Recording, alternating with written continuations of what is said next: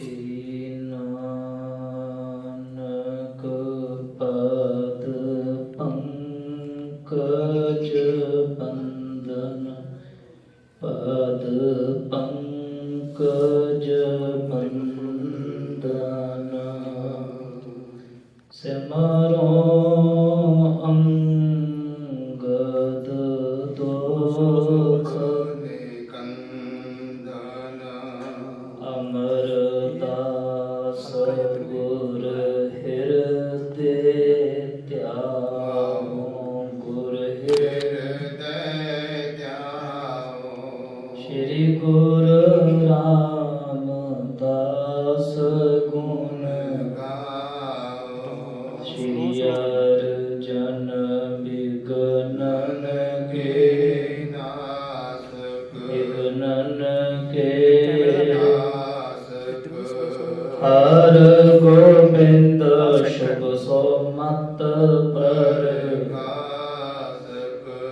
श्री हरिराय नमो कर जोरी नमो कर जोरी श्री हर कृष्ण मनाए बहुरी तेग बहादुर परम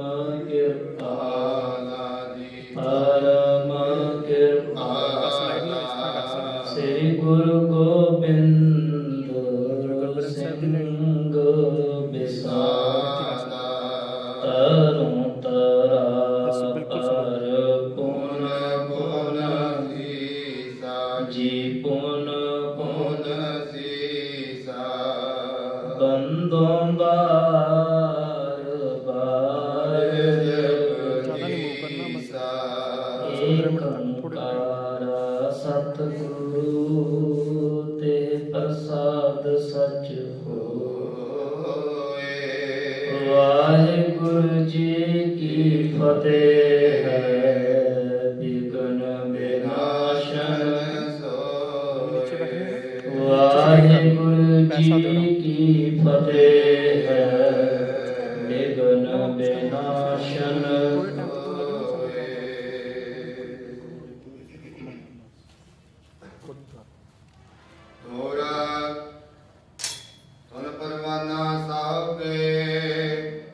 सतगुर करियो विचार को आलिक ताहे भजे बुधे सभा मुझार।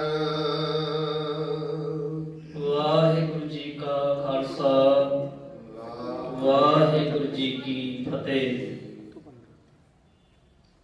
चवर छतर तख्त दे मालिक शब्द आवाज शब्द स्वरूप गुरु धन गुरु ग्रंथ ਸਾਹਿਬ महाराज जी की पवित्र हजूरी के अंदर संध्या के पावन दीवाना विच हाजरियां भर रही अति सत्कारयोग गुरु खालसा साध संगत ਵੱਡੇ ਵਡਭਾਗੇ ਹਾਂ ਜੋ ਆਪਾਂ ਸਾਰਿਆਂ ਨੂੰ ਸਤਿਗੁਰੂ ਜੀ ਦੇ ਚਰਨ ਕਮਲਾਂ ਵਿੱਚ ਬੈਠ ਕੇ ਸਤਿਗੁਰੂ ਜੀ ਦੀਆਂ ਜੀਵਨ ਗਾਥਾਵਾਂ ਕਥਾ ਕਹਾਣੀਆਂ ਸਰਵਣ ਕਰਨ ਦਾ ਇਹ ਸੁਭਾਗ ਸਮਾਂ ਪ੍ਰਾਪਤ ਹੋਇਆ। ਰੋਜ਼ਾਨਾ ਦੀ ਤਰ੍ਹਾਂ ਆਪ ਹਾਜ਼ਰੀਆਂ ਭਰ ਕੇ ਸਤਿਗੁਰੂ ਜੀ ਦੇ ਜੀਵਨ ਗਾਥਾ ਦੇ ਨਾਲ ਜੁੜ ਕੇ ਆਨੰਦ ਪ੍ਰਾਪਤ ਕਰਦੇ ਹੋ। ਪਿਛਲੇ ਦੀਵਾਨਾਂ ਵਿੱਚ ਆਪ ਜੀ ਨੇ ਸਰਵਣ ਕੀਤਾ ਹੈ ਹਿੰਦੁਸਤਾਨ ਦਾ ਬਾਦਸ਼ਾਹ ਅਕਬਰ ਜਿਹਦੇ ਦੇ ਕੋਲ ਅਕਬਰ ਦੇ ਕੋਲ ਕੁਝ ਖੱਤਰੀਆਂ ਨੇ ਬ੍ਰਾਹਮਣਾਂ ਨੇ ਈਰਖਾਲੂਆਂ ਨੇ ਸਤਿਗੁਰ ਦੇ ਘਰ ਦੇ ਨਾਲ ਈਰਖਾ ਕਰਨ ਵਾਲਿਆਂ ਨੇ ਸ਼ਿਕਾਇਤਾਂ ਕੀਤੀਆਂ। ਅਕਬਰ ਦੇ ਕੋਲ ਜਦੋਂ ਇਹ ਸ਼ਿਕਾਇਤਾਂ ਪੁੱਜੀਆਂ ਨੇ ਲਾਹੌਰ ਦੇ ਵਿੱਚ ਉਸ ਸਮੇਂ ਇਹ ਕੀਤੀਆਂ ਸ਼ਿਕਾਇਤਾਂ ਦੀ ਨਿਵਰਤੀ ਵਾਸਤੇ ਧੰਨ ਗੁਰੂ ਅਮਰਦਾਸ ਮਹਾਰਾਜ ਜੀ ਨੇ बाबा जेठा जी धन गुरु रामदास महाराज हजे गुरु नहीं बने, ਭਾਈ ਰਾਮਦਾਸ ਜੀ ਨੂੰ ਲਾਹੌਰ ਕੱਲ ਦਿੱਤਾ ਕਿ ਜਾਓ, ਜੋ ਵੀ ਉਹਨਾਂ ਦੇ ਉੱਤਰ ਨੇ ਉਹਨਾਂ ਦਾ ਪ੍ਰਸ਼ਨ ਦੇ ਕੇ ਉਹਨਾਂ ਨੂੰ ਨਿਰੁੱਤਰ ਕਰੋ, ਉਹਨਾਂ ਦੀ ਨਿਵਰਤੀ ਕਰੋ। ਗੁਰੂ ਨਾਨਕ ਦੇ ਘਰ ਦੇ ਨਾਲ ਉਹਨਾਂ ਦੀ ਈਰਖਾ ਕਾਹਦੀ ਹੈ, ਕੀ ਕਾਰਨ ਹੈ, ਉਹ ਈਰਖਾ ਕਿਉਂ ਕਰ ਰਹੇ ਨੇ? ਜਿਹੜੀਆਂ ਸ਼ਿਕਾਇਤਾਂ ਕੀਤੀਆਂ ਜਾ ਰਹੀਆਂ ਨੇ ਉਹਨਾਂ ਸ਼ਿਕਾਇਤਾਂ ਨੂੰ ਥੰਮਣ ਵਾਸਤੇ ਧੰਨ ਗੁਰੂ ਅਮਰਦਾਸ ਮਹਾਰਾਜ ਜੀ ਨੇ ਗੁਰੂ ਰਾਮਦਾਸ ਮਹਾਰਾਜ ਜੀ ਨੂੰ ਘੱਲਿਆ ਸੀ ਲਾਹੌਰ। ਸਭਾ ਜੁੜੀ ਹੋਈ ਹੈ, ਸੰਗਤ ਬੈਠੀ ਹੈ। ਸਤਿਗੁਰ ਮਹਾਰਾਜ ਜੀ ਨੇ ਵਿਚਾਰ ਕਰ ਰਹੇ ਨੇ, ਸਤਿਗੁਰ ਪਾਤਸ਼ਾਹ ਕੋਈ ਐਸਾ ਲਾਇਕ ਸਿੱਖ ਹੋਵੇ ਜਿਹਨੂੰ ਲਾਹੌਰ ਬਾਦਸ਼ਾਹ ਦੇ ਕੋਲ ਭੇਜਿਆ ਜਾਵੇ ਤੇ ਉਹ ਕੀਤੇ ਹੋਏ ਪ੍ਰਸ਼ਨਾਂ ਦਾ ਉੱਤਰ ਦੇ ਕੇ ਉਹਨਾਂ ਦੀ ਸੰਤੁਸ਼ਟੀ ਕਰਾ ਦੇਵੇ। ਇਹ ਵਿਚਾਰ ਕਰਦਿਆਂ ਸਤਿਗੁਰ ਜੀ ਦਾ ਧਿਆਨ ਧੰਨ ਗੁਰੂ ਰਾਮਦਾਸ ਮਹਾਰਾਜ ਜੀ ਦੇ ਵੱਲ ਹੋਇਆ। ਆਸ਼ੀਰਵਾਦ ਦਿੱਤਾ। ਰਸਨਾ ਤੋਂ ਮਹਾਰਾਜ ਜੀ ਨੇ ਇਹ ਬਚਨ ਕੀਤੇ ਕਿ ਜਦ ਤੁਹਾਨੂੰ ਅਕਬਰ ਕੋਈ ਪ੍ਰਸ਼ਨ ਕਰੇਗਾ, ਆਪਣੇ ਸੱਜੇ ਹੱਥ ਵੱਲ ਵੇਖਣਾ, ਬਾਂਹ ਵੱਲ ਵੇਖਣਾ ਤੇ ਉਸ ਸਮੇਂ ਕੋਈ ਵੀ ਪ੍ਰਸ਼ਨ ਹੋਵੇ ਉਹਦਾ ਉੱਤਰ ਤੁਸੀਂ ਸਹਿਜੇ ਦੇ ਦੇਵੋਗੇ। ਇਹ ਆਸ਼ੀਰਵਾਦ ਦਿੱਤੀ ਮੇਰੇ ਪਾਤਸ਼ਾਹ ਨੇ। ਭੱਲੇ ਅਮਰਦਾਸ ਗੁਣ ਤੇਰੇ, ਤੇਰੀ ਉਪਮਾ ਤੋਹੇ ਬਨ ਆਵੇ। ਹੁਣ ਆਓ ਉਹ ਪਾਵਨ ਇਤਿਹਾਸ ਸਤਿਗੁਰ ਮਹਾਰਾਜ ਜੀ ਦਾ ਅੱਜ ਦੇ ਸੰਧਿਆ ਦੇ ਇਸ ਪਾਵਨ ਦੀਵਾਨਾਂ ਦੇ ਵਿਚਾਰ ਹੈ। ਸੁਰਤੀਆਂ ਬਿਰਤੀਆਂ ਲੈ ਚਲੀਏ ਸਤਿਗੁਰ ਜੀ ਦੇ ਚਰਨਾਂ ਵਿੱਚ, ਇਕਾਗਰਤਾ ਬਣਾਈਏ ਔਰ ਆਪਣੀ ਆਤਮਾ ਦੇ ਭਲੇ ਦੇ ਲਈ ਸਰਬੱਤ ਸੰਗਤਾਂ ਹਾਜ਼ਰੀਆਂ ਲਵਾਈਏ। ਆਖੋ ਸਤਨਾਮ ਸ਼੍ਰੀ ਵਾਹਿਗੁਰੂ ਸਾਹਿਬ ਜੀਓ। ਫਿਰ ਆਖੀਏ ਸਤਨਾਮ ਸ਼੍ਰੀ ਵਾਹਿਗੁਰੂ ਸਾਹਿਬ ਜੀਓ। ਦੋਹਰਾ ਸੁਨ ਪਰਵਾਨਾ ਸਾਹੋ ਕੋ, ਸਤਿਗੁਰ ਕਰਿਓ ਵਿਚਾਰ। ਅਕਬਰ ਦਾ ਇੱਕ ਪਰਵਾਨਾ ਕਹਿੰਦੇ ਨੇ ਇੱਕ ਚਿੱਠੀ, ਇੱਕ ਪੱਤਰ ਗੋਬਿੰਦਵਾਲ ਦੀ ਧਰਤੀ ਤੇ ਧੰਨ ਗੁਰੂ ਅਮਰਦਾਸ ਮਹਾਰਾਜ ਜੀ ਦੇ ਕੋਲ ਆਇਆ। ਇੱਕ ਪਰਵਾਨਾ, ਇੱਕ ਚਿੱਠੀ ਅਕਬਰ ਬਾਦਸ਼ਾਹ ਨੇ ਸਤਿਗੁਰ ਜੀ ਨੂੰ ਲਿਖੀ। ਉਹ ਜਦ ਚਿੱਠੀ ਨੂੰ ਸਤਿਗੁਰ ਜੀ ਨੇ ਵੇਖਿਆ, ਕੋ ਲਾਇਕ ਤੈ ਭੇਜਵੇ ਬੋਲੇ ਸਭਾ ਮੁਝਾਰ। ਜਿਹਦੇ ਵਿੱਚ ਸ਼ਿਕਾਇਤਾਂ ਦੇ ਬਾਰੇ ਲਿਖਿਆ ਹੋਇਆ ਸੀ। ਗੁਰੂ ਘਰ ਦੇ ਜਿਹੜੇ ਵਿਰੋਧੀ ਸਨ, ਵਿਰੋਧੀਆਂ ਦੇ ਵੱਲੋਂ ਜਿਹੜੀਆਂ ਸ਼ਿਕਾਇਤਾਂ ਕੀਤੀਆਂ ਹੋਣਗੀਆਂ, ਉਸ ਬਾਰੇ ਉਸ ਪਰਵਾਨੇ ਦੇ ਵਿੱਚ, ਉਸ ਚਿੱਠੀ ਦੇ ਵਿੱਚ ਲਿਖਿਆ ਹੋਇਆ ਸੀ ਕਿ ਤੁਸੀਂ ਚੱਲ ਕੇ ਲਾਹੌਰ ਸਾਨੂੰ ਮਿਲੋ ਤੇ ਲਾਹੌਰ ਦੀ ਸਭਾ ਦੇ ਵਿੱਚ ਜੋ ਵਿਰੋਧੀ ਧਿਰ ਵੱਲੋਂ ਤੁਹਾਡੇ ਉੱਤੇ ਇਲਜ਼ਾਮ ਲਾਏ ਗਏ ਨੇ, ਜੋ ਪ੍ਰਸ਼ਨ ਕੀਤੇ ਗਏ ਨੇ, ਜੋ ਵੀ ਉਹਨਾਂ ਵੱਲੋਂ ਕਿਹਾ ਗਿਆ, ਉਹਦੀ ਜਿਹੜੀ ਸੁਣਵਾਈ ਹੈ ਲਾਹੌਰ ਹੋਵੇਗੀ। ਉਹਨੇ ਬਹੁਤਾ ਕਰਕੇ ਅਕਬਰ ਬਾਦਸ਼ਾਹ ਦਿੱਲੀ ਦੇ ਤਖਤ ਦਿੱਲੀ ਰਿਹਾ ਕਰਦਾ ਸੀ, ਪਰ ਲਾਹੌਰ ਬਹੁਤ ਵੱਡਾ ਪੰਜਾਬ ਦਾ ਇੱਕ ਸੂਬਾ ਸੀ। ਛੋਟੇ ਮੋਟੇ ਜਿਹੜੇ ਇੱਧਰ ਦੇ ਉੱਤਰੀ ਜਿਹੜੇ ਝਗੜੇ ਸਨ ਉੱਤਰ ਦੇ ਇਲਾਕੇ ਦੇ, ਇਹ ਵੇਖਣ ਵਾਸਤੇ ਫਿਰ ਉਦੋਂ ਲਾਹੌਰ ਸਭਾ ਲੱਗਿਆ ਕਰਦੀ। ਲਾਹੌਰ ਸ਼ਹਿਰ ਦੇ ਵਿੱਚ ਬੁਲਾਉਣ ਵਾਸਤੇ ਸਤਿਗੁਰੂ ਜੀ ਨੂੰ ਇਹ ਪਰਵਾਨਾ ਚਿੱਠੀ ਪੱਤਰ ਆਇਆ ਤੇ ਸਤਿਗੁਰੂ ਜੀ ਨੇ ਵਿਚਾਰ ਕੀਤੀ ਸੰਗਤ ਦੇ ਵਿੱਚ ਕਿ ਸਾਡੇ ਵੱਲੋਂ ਕੋਈ ਐਸਾ ਸਿੱਖ ਜਾਵੇ ਜਿਹੜਾ ਉਹਨਾਂ ਦੇ ਪ੍ਰਸ਼ਨਾਂ ਦਾ ਉੱਤਰ ਦੇ ਦੇਵੇ। ਇਹ ਸਭਾ ਦੇ ਵਿੱਚ ਸਤਿਗੁਰੂ ਜੀ ਵਿਚਾਰ ਕਰਨ ਲੱਗੇ। ਹਾਜ਼ਰ ਚਰਨ ਅਰਥ ਤਰਮਾਨਾ, ਜਿਹੜਾ ਨਾ ਜਰੇ ਵਾਲੇ ਨੂੰ ਜਰ ਲਵੇ ਤੇ ਜਿਹੜਾ ਚਤੁਰ ਹੋਵੇ, ਸੂਝਵਾਨ ਹੋਵੇ। ਕਹਿਨ ਸੁਨਨ ਗਤ ਜਾਣੇ ਨਾਨਾ, ਜਿਹੜਾ ਸੁਣਨ ਤੇ ਕਹਿਣ ਦੇ ਵਿੱਚ ਪ੍ਰਵੀਣ ਹੋਵੇ, ਕਿਸੇ ਦਾ ਕਿਹਾ ਸੁਣ ਲਵੇ, ਜਰ ਲਵੇ ਤੇ ਉਹਦਾ ਉੱਤਰ ਵੀ ਸਹਿਜ ਤਰੀਕੇ ਦੇ ਨਾਲ ਦੇ ਦੇਵੇ। ਐਸਾ ਕੋਈ ਚਤੁਰ ਮਹਾਨ ਗੁਰੂ ਦਾ ਸਿੱਖ ਹੋਵੇ।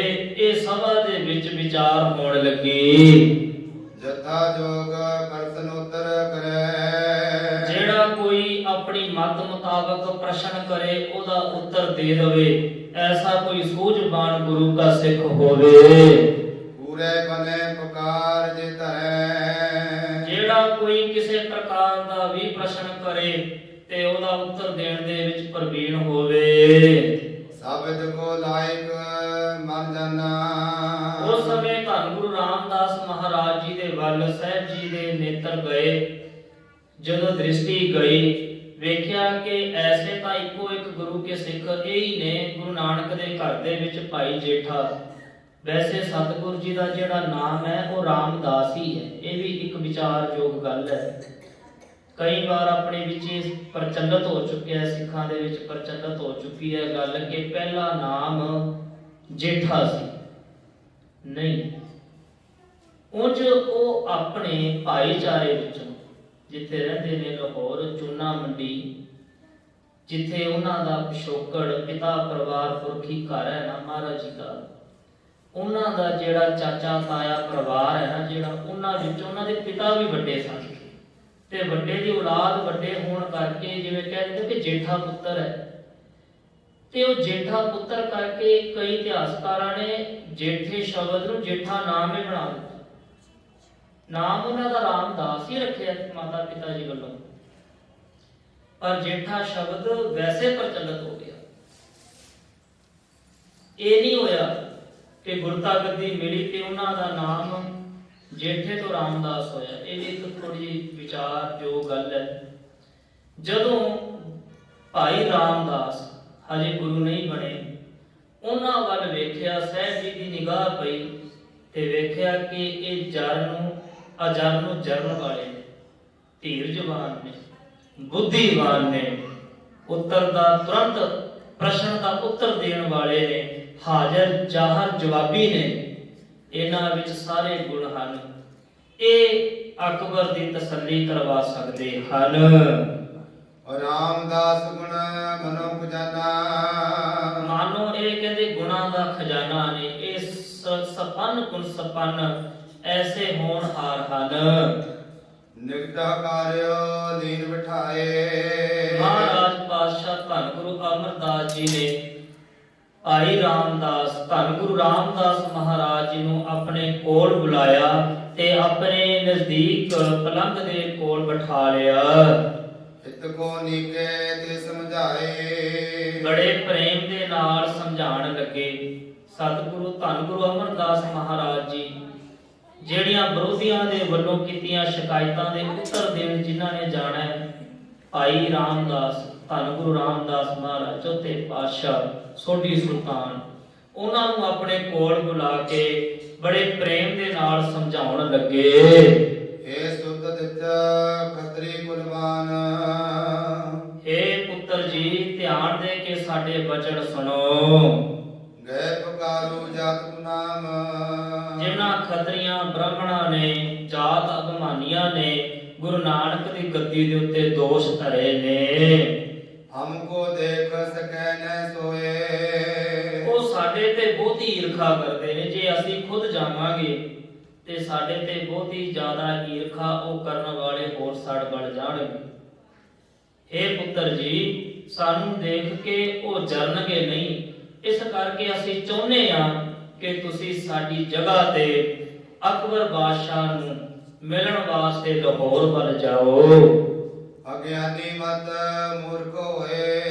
ਕਿਉਂਕਿ ਉਹ ਅਗਿਆਨੀ ਨੇ, ਮਤਹੀਣੇ ਨੇ, ਮੂਰਖ ਨੇ। ਮੂਰਖ ਪਤਾ ਕਿਸ ਨੂੰ ਆਖਦੇ ਨੇ ਸੰਗਤ ਜੀ? ਜਿਹੜਾ ਦੂਜੇ ਦੀ ਸੁਣੇ ਨਾ ਆਪਣੀ ਰੱਖੀ ਜਾਵੇ, ਉਹਨੂੰ ਆਖਦੇ ਨੇ ਮੂੰਹ ਰੱਖ। ਆਪਣੇ ਮੂੰਹ ਦੀ ਰੱਖੇ ਤੇ ਦੂਜੇ ਦੀ ਸੁਣੇ ਨਾ, ਉਹਨੂੰ ਮੂਰਖ ਆਖਦੇ ਨੇ। ਇਸੇ ਕਰਕੇ ਐਡੇ ਵੱਡੇ ਵਿਦਵਾਨ ਰਾਵਣ ਨੂੰ ਮਹਾਰਾਜ ਜੀ ਨੇ ਮੂਰਖ ਸ਼ਬਦ ਦੇ ਨਾਲ ਸੰਬੋਧਨ ਕੀਤਾ ਹੈ। ਮੂਰਖ ਰਾਵਣ ਕਿਆ ਲੈ ਗਿਆ, ਕੁਝ ਲੈ ਕੇ ਗਿਆ ਨਾ, ਕਹਿੰਦੇ ਉਹ ਵੀ ਮੂਰਖ ਹੋ ਗਿਆ, ਕਿਸੇ ਦੀ ਸੁਣ ਨਹੀਂ ਰਿਹਾ ਸੀ। ਅਖੀਰਲੇ ਸਮੇਂ ਉਹ ਅਗਿਆਨੀ ਨੇ, ਮਤਹੀਣੇ ਨੇ ਤੇ ਮੂਰਖ ਨੇ, ਉਹ ਬੇਸਮਝ ਲੋਕ ਨੇ ਜਿਨ੍ਹਾਂ ਦੇ ਕੋਲ ਤੁਸਾਂ ਜਾਣਾ ਹੈ। ਬਹੁਪੁਰ ਕੇ ਮਿਲ ਗਏ ਫਿਰਾਦੇ। ਬਹੁਤ ਜ਼ਿਆਦਾ ਬ੍ਰਾਹਮਣ ਖੱਤਰੀ ਜਿਹੜੇ ਗੁਰੂ ਘਰ ਨਾਲ ਈਰਖਾ ਕਰਨ ਵਾਲੇ ਸਨ, ਉਹ ਮਿਲ ਕੇ ਅਕਬਰ ਦੇ ਕੋਲ ਸ਼ਿਕਾਇਤ ਕਰਨ ਵਾਸਤੇ ਅਪਰਾਧੀ ਹੋ ਕੇ ਗਏ ਤੇ ਜਾ ਕੇ ਅਕਬਰ ਨੂੰ ਦੁਹਾਈ ਉਹਨਾਂ ਨੇ ਕੀਤੀ ਕਿ ਅਕਬਰ ਸਾਡੀ ਸੁਣ, ਉਹ ਦੇਖ ਨਾਨਕ ਦੇ ਘਰ ਵਿੱਚ ਕੀ ਹੋ ਰਿਹਾ ਹੈ। ਉਹ ਖੱਤਰੀ ਨੇ, ਖੱਤਰੀਆਂ ਦਾ ਧਰਮ ਛੱਡ ਕੇ ਉਹ ਕੁਝ ਹੋਰ ਹੀ ਕਰ ਰਹੇ ਨੇ। ਝੂਠੀਆਂ ਉਮਤਾਈਆਂ ਉਹਨਾਂ ਲੋਕਾਂ ਨੇ ਜਾ ਕੇ ਅਕਬਰ ਨੂੰ ਸੁਣਾਈਆਂ। ਮਤ ਸਰਕਾਰ ਮਿਥਿਆ ਅਪਵਾਦੀ, ਝੂਠ ਘੂੜ ਗੱਲਾਂ ਸੁਣਾ ਕੇ ਆਪਣੇ ਕੋਲੋਂ ਤੇ ਫਜ਼ੂਲ ਦਾ ਜਿਹੜਾ ਉਹਨਾਂ ਨੇ ਵਿਵਾਦ ਝਗੜਾ ਖੜਾ ਕੀਤਾ ਹੋਇਆ ਹੈ। ਬੀਚ ਕਚਹਿਰੀ ਕੇ ਸੰਵਾਦ, ਇਹ ਰਾਮਦਾਸ ਪੁੱਤਰ ਜੀ, ਇਹ ਜਿਹੜੀ ਵਿਚਾਰ ਗੋਸ਼ਟੀ ਹੋਣੀ ਹੈ ਉਹ ਲਾਹੌਰ ਦੇ ਵਿੱਚ ਸਭਾ ਦੇ ਵਿੱਚ ਹੋਣੀ। ਉੱਥੇ ਵੱਡੇ ਵੱਡੇ ਸੂਝਵਾਨ ਜਿਨ੍ਹਾਂ ਸ਼ਿਕਾਇਤਾਂ ਕੀਤੀਆਂ ਉਹ ਦੂਜੀ ਧਿਰ, ਤੇ ਜਿਨ੍ਹਾਂ ਨੇ ਇਹ ਫੈਸਲਾ ਕਰਨਾ ਹੈ ਉਹ ਧਿਰ, ਤੇ ਖੁਦ ਸ਼ਹਿਨਸ਼ਾਹ ਹਿੰਦੁਸਤਾਨ ਦਾ ਬਾਦਸ਼ਾਹ ਅਕਬਰ ਉੱਥੇ ਹਾਜ਼ਰ ਹੋਵੇਗਾ।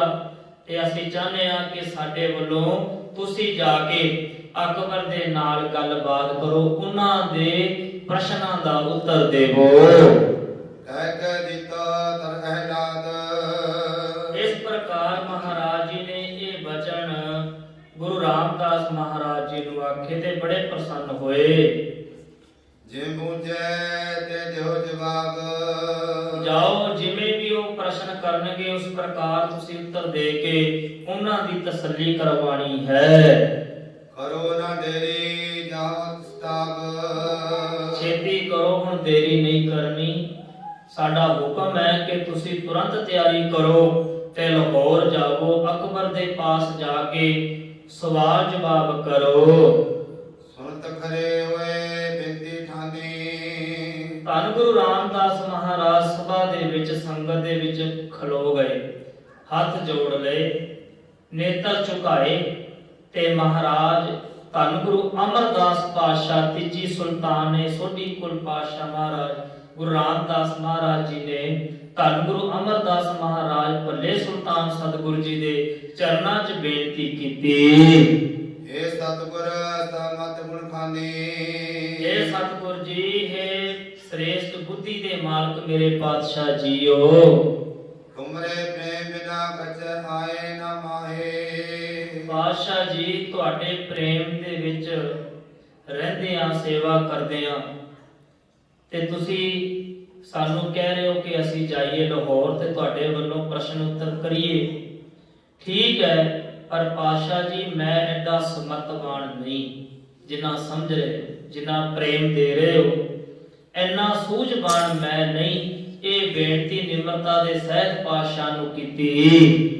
ਮੈਂ ਨਾ ਜਾਣਤਾ ਕਹਾਂ ਬਖਾਨ, ਪਾਤਸ਼ਾਹ ਮੈਂ ਕਿਹੜਾ ਕਿਸੇ ਪ੍ਰਕਾਰ ਦੀ ਕੋਈ ਗੱਲ ਕਰਨੀ ਜਾਣਦਾ, ਜਾਂ ਪਹਿਲਾਂ ਕਦੇ ਕਿਸੇ ਸਭਾ ਦੇ ਵਿੱਚ ਮੈਂ ਕਿਸੇ ਪ੍ਰਕਾਰ ਕਿਸੇ ਵੀ ਵਿਸ਼ੇ ਦੇ ਉੱਤੇ ਕੋਈ ਗੱਲਬਾਤ ਕੀਤੀ ਹੋਵੇ। ਮੈਂ ਤੇ ਕੁਝ ਵੀ ਨਹੀਂ ਜਾਣਦਾ, ਨਾ ਮੇਰੀ ਇੰਨੀ ਸਮੱਤ ਹੈ ਕਿ ਮੈਂ ਕਿਸੇ ਨੂੰ ਕੁਝ ਕਹਿ ਦਵਾਂ ਜਾਂ ਸਮਝਾ ਦਵਾਂ। ਪਰ ਹਾਂ, ਜੇ ਤੁਸੀਂ ਕਿਰਪਾ ਕਰੋ ਤਾਂ ਤੁਹਾਡੀ ਦਇਆ ਦ੍ਰਿਸ਼ਟੀ ਨਾਲ ਇਹ ਸਭ ਕੁਝ ਹੋ ਸਕਦਾ ਹੈ। ਗਾਇਤਰੀ ਸਤਰ ਸਿਮਰਤ ਸਾਰ, ਗਾਇਤਰੀ ਮੰਤਰ ਸਿਮਰਤੀਆਂ 6 ਸ਼ਾਸਤਰ ਜਿਹੜੇ ਨੇ, ਇਹ ਜਿਹੜੇ 4 ਵੇਦ ਆਦਿਕ ਜਿਹੜੀਆਂ ਧਾਰਮਿਕ ਪੁਸਤਕਾਂ ਹਨ, ਪਠੇ ਨਾ ਕਮੂ ਕਰੇ ਵਿਚਾਰ। ਮੈਂ ਤਾਂ ਨਾ ਕਦੇ ਇਹਨਾਂ ਨੂੰ ਪੜ੍ਹਿਆ ਵਿਚਾਰਿਆ, ਇਹਨਾਂ ਬਾਰੇ ਮੈਨੂੰ ਕੋਈ ਸਮਝ ਨਹੀਂ। ਕੋਈ ਗਾਇਤਰੀ ਮੰਤਰ ਕੀ ਹੈ, 6 ਸ਼ਾਸਤਰ ਕੀ ਨੇ, ਵੇਦ ਆਦਿਕ ਕੀ ਕਹਿ ਰਹੇ ਨੇ। ਪਾਤਸ਼ਾਹ ਮੈਂ ਕਦੇ ਇਹਨਾਂ ਦੀ ਵਿਚਾਰ ਨਹੀਂ ਕੀਤੀ, ਨਾ ਕਦੇ ਪੜ੍ਹਿਆ ਤੇ ਨਾ ਕਦੇ ਮੈਂ ਇਹਨਾਂ ਬਾਰੇ ਸੁਣਿਆ ਤੇ ਨਾ ਕਦੇ ਸਮਝਿਆ। ਮੈਨੂੰ ਇਹ ਸ਼ਾਸਤਰਾਂ ਵੇਦਾਂ ਆਦਿ ਬਾਰੇ ਕਿਸੇ ਪ੍ਰਕਾਰ ਦੀ ਕੋਈ ਵੀ ਸੂਝ ਨਹੀਂ। ਆਗਿਆ ਤੁਮਰੀ ਤੇ ਅਨੁਸਾਰ, ਪਰ ਜਿਵੇਂ ਤੁਸੀਂ ਆਗਿਆ ਕਰੋਗੇ, ਬੋਲੋ ਸੰਗ ਹੋਏ ਹਜ਼ਾਰ। ਤੁਹਾਡੀ ਕਿਰਪਾ ਜੇ ਵਰਤ ਜਾਵੇਗੀ ਤੇ ਪਾਤਸ਼ਾਹ ਉਤੇ 100 ਕੀ ਹਜ਼ਾਰਾਂ ਕੀ ਭਾਵੇਂ ਜਿੰਨੇ ਵੀ ਹੋਣ ਉਹਨਾਂ ਦੇ ਸਨਮੁਖ ਮੈਂ ਬੋਲ ਲਵਾਂਗਾ, ਪਰ ਤੁਹਾਡੀ ਕਿਰਪਾ ਹੋਵੇ। ਤੁਹਾਡੀ ਕਿਰਪਾ ਤੋਂ ਬਿਨਾ ਮੈਨੂੰ ਕਿਸੇ ਵੀ ਚੀਜ਼ ਦੀ ਸੂਝ ਬੂਝ ਨਹੀਂ। ਜੇ ਤੁਹਾਡੀ ਕਿਰਪਾ ਵਰਤ ਗਈ ਤੇ ਭਾਵੇਂ ਉਧਰੋਂ ਦੂਜੀ ਧਿਰ ਵੱਲੋਂ ਹਜ਼ਾਰਾਂ ਹੀ ਕਿਉਂ ਨਾ ਪ੍ਰਸ਼ਨ ਕਰਨ ਵਾਲੇ ਹੋਣ, ਉਹਨਾਂ ਦੇ ਉੱਤਰ ਮੈਂ ਆਪ ਦੀ ਕਿਰਪਾ ਸਦਕਾ ਦੇ ਦੇਵਾਂਗਾ। ਨਿਰਦਲਾਜ ਕੁਤਮ ਕੋ ਸਭ ਹੈ। ਇਹ ਮਹਾਰਾਜ ਤੁਹਾਡੇ ਬਿਰਧ ਦੀ ਲਾਜ ਤੁਸਾਂ ਆਪ ਰੱਖਣੀ ਹੈ, ਤੁਹਾਡਾ ਬਿਰਧ ਹੈ ਲਾਜ ਰੱਖਣੀ। ਔਖੀ ਘੜੀ ਨਾ ਦੇਖਣ ਦੇਈ ਆਪਣਾ ਬਿਰਧ ਸੰਭਾਲੇ। ਤੁਹਾਡਾ ਬਿਰਧ ਹੈ ਕਿ ਤੁਸੀਂ ਆਪਣੇ ਭਗਤਾਂ ਦੀ ਸਦਾ ਰੱਖਿਆ ਕਰਦੇ ਹੋ, ਔਖੀ ਘੜੀ ਨਹੀਂ ਦੇਖਣ ਦਿੰਦੇ।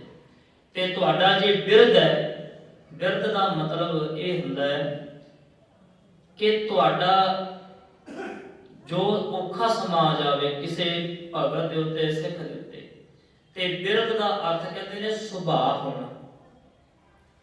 ਸੁਭਾਵਕ ਕਹੀਏ ਕਿਸੇ ਦਾ ਸੁਭਾਅ ਬਣ ਜਾਂਦਾ ਤੇ ਉਹਦੇ ਬਾਅਦ ਸ਼ਬਦ ਵਰਤਿਆ ਗਿਆ ਤੇ ਬਿਰਧ। ਤੁਹਾਡਾ ਸੁਭਾਅ ਹੀ ਹੈ ਕਿ ਆਪਣੇ ਭਗਤਾਂ ਦੀ ਰੱਖਿਆ ਕਰਨੀ, ਔਖੀ ਘੜੀ ਦੇਖਣ ਨਾ ਦੇਣੀ। ਇਹ ਤੁਹਾਡਾ ਸੁਭਾਅ ਹੈ। ਤੇ ਕਿਰਪਾ ਕਰਿਓ, ਜੇ ਤੁਸੀਂ ਆਪਣੇ ਬਿਰਧ ਦੀ ਲਾਜ ਰਖਾਓਗੇ, ਕਿਰਪਾ ਕਰੋਗੇ, ਤੇ ਮੈਂ ਤੁਹਾਡੇ ਵੱਲੋਂ ਲਾਹੌਰ ਜਾ ਕੇ ਉਹਨਾਂ ਦੇ ਪ੍ਰਸ਼ਨਾਂ ਦੇ ਉੱਤਰ ਦੇ ਦੇਵਾਂਗਾ। ਅਮਰੋ ਨਾਮ ਨਾ ਕੋ ਕਹਿ। ਸਾਡਾ ਨਾਮ ਕੌਣ ਜਾਣਦਾ? ਸਾਡੇ ਬਾਰੇ ਕੋਈ ਵੀ ਨਹੀਂ ਜਾਣਦਾ। ਹਿਮ ਬਿਨਤੀ ਸੁਨ ਸਰੋਨ ਕਿਰਪਾਲ। ਜਦੋਂ ਇਹ ਬੇਨਤੀ ਭਰੇ ਬਚਨ ਧੰਨ ਗੁਰੂ ਅਮਰਦਾਸ ਮਹਾਰਾਜ ਜੀ ਨੇ ਗੁਰੂ ਰਾਮਦਾਸ ਮਹਾਰਾਜ ਜੀ ਦੇ ਵੱਲੋਂ ਸੁਣੇ, ਕਿਰਪਾ ਦ੍ਰਿਟ ਤਿਕ ਕੈ ਤਿਸ ਕਾਲ। ਉਸ ਸਮੇਂ ਕਿਰਪਾ ਦ੍ਰਿਸ਼ਟੀ ਦੇ ਨਾਲ ਸਤਿਗੁਰ ਜੀ ਨੇ ਭਾਈ ਰਾਮਦਾਸ, ਅਜੇ ਗੁਰੂ ਨਹੀਂ ਬਣੇ, ਮੈਂ ਦੁਬਾਰਾ ਗੁਰੂ ਸ਼ਬਦ ਵਰਤਦਾ, ਗੁਰੂ ਰਾਮਦਾਸ ਜੀ ਵੱਲ ਜਦੋਂ ਕਿਰਪਾ ਦ੍ਰਿਸ਼ਟੀ ਨੇਤਰ ਭਰਿਆ ਤੱਕਿਆ, ਉਹਨਾਂ ਵੱਲ ਵੇਖਿਆ। ਸਤਿਗੁਰ ਕਹਿਓ ਭਲੇ ਸਮਝਾਏ। ਸਤਿਗੁਰ ਜੀ ਨੇ ਕਿਰਪਾ ਕੀਤੀ, ਦ੍ਰਿਸ਼ਟੀ ਭਰੀ ਨੇਤਰ ਕਿਰਪਾ ਦੀ ਫੇਰੀ ਜਦ ਵੇਖਿਆ ਉਹਨਾਂ ਵੱਲ, ਕਿਰਪਾ ਕਟਾਖ ਅਵਲੋਕਨ ਕੀਨੋ ਦਾਸ ਕਾ ਦੁਖ ਬੇਦਾਰੇ। ਜਿਹਦੇ ਨਾਲ ਬਹੁਤਾ ਪ੍ਰੇਮ ਹੁੰਦਾ ਹੈ ਨਾ, ਤੇ ਬੰਦਾ ਬਾਰ-ਬਾਰ ਟੇਢੀ ਅੱਖ ਨਾਲ ਵੇਖਦਾ ਹੈ, ਤੱਕਦਾ ਹੈ, ਕਿਉਂਕਿ ਸਿੱਧਾ ਚਿਹਰਾ ਕਿਤੇ ਵੇਖ ਨਹੀਂ ਸਕਦਾ, ਪਰ ਅੰਦਰੋਂ ਪ੍ਰੇਮ ਹੈ ਤੇ ਟੇਢਾ ਵੇਖਦਾ ਹੈ। ਉਸ ਦ੍ਰਿਸ਼ਟੀ ਨੂੰ ਕਹਿੰਦੇ ਨੇ ਕਟਾਖ ਦ੍ਰਿਸ਼ਟੀ, ਜਾਂ ਕਟਾਖ ਦ੍ਰਿਸ਼ਟੀ ਨਾਲ ਦੇਖਣਾ, ਟੇਢਾ ਝਾਕਣਾ। ਕਹਿੰਦੇ ਜੇ ਕਿਰਪਾ ਹੋ ਜਾਵੇ, ਥੋੜਾ ਜਿਹਾ ਟੇਢਾ ਜਿਹਾ ਵੀ ਝਾਕ ਦਵੋ ਪਾਤਸ਼ਾਹ, ਤੇ ਕਿਰਪਾ ਭਰੀ ਉਹ ਦ੍ਰਿਸ਼ਟੀ ਹੋ ਜਾਵੇ, ਹਾਲਾਂਕਿ ਪੂਰਾ ਚਿਹਰਾ ਘੁਮਾ ਕੇ ਨਾ ਵੇਖਣਾ, ਥੋੜਾ ਜਿਹੀ ਵੇਖ ਲੈਣਾ, ਤੇ ਸਿੱਖ ਦੇ ਉੱਤੇ ਤੇ ਕਹਿੰਦੇ ਸਭ ਰਹਿਮਤਾਂ ਹੋ ਜਾਂਦੀਆਂ ਨੇ। ਜੇ ਸਤਿਗੁਰ ਕਿਰਪਾ ਕਟਾਖ ਅਵਲੋਕਨ ਕੀ, ਅਵਲੋਕਨ ਕਹਿੰਦੇ ਨੇ ਵੇਖਣ ਦੀ ਕਿਰਿਆ ਹੋਣੀ, ਵੇਖਣਾ ਕਿਸੇ, ਅਵਲੋਕਨ ਕੀਨੋ ਵੇਖਣਾ ਕੀਤਾ, ਕਿਵੇਂ? ਟੇਢੀ ਨਿਗਾਹ ਨਾਲ, ਪ੍ਰੇਮ ਦੀ ਟੇਢੀ ਨਿਗਾਹ ਕਿਸੇ ਸਿੱਖ ਦੇ ਉੱਤੇ ਕਰ ਦੇਣੀ। ਉਸ ਸਮੇਂ ਜਦੋਂ ਕਿਰਪਾ ਦ੍ਰਿਸ਼ਟੀ ਦੇ ਨਾਲ ਧੰਨ ਗੁਰੂ ਅਮਰਦਾਸ ਮਹਾਰਾਜ ਜੀ ਨੇ ਗੁਰੂ ਰਾਮਦਾਸ ਮਹਾਰਾਜ ਜੀ ਵੱਲ ਤੱਕਿਆ, ਉਹਨਾਂ ਦੇ ਬਚਨ ਸੁਣੇ ਤੇ ਮਹਾਰਾਜ ਜੀ ਨੇ ਆਸ਼ੀਰਵਾਦ ਦਿੱਤੀ। हे ਸੁਤ ਤਰਾਸ ਨਾ ਕੀਜੈ ਕਾਏ। हे ਪੁੱਤਰ ਜੀ, ਤੁਸੀਂ ਹਿਰਦੇ ਵਿੱਚ ਕਿਸੇ ਕਿਸਮ ਦਾ ਡਰ ਭੈ ਨਾ ਰੱਖੋ।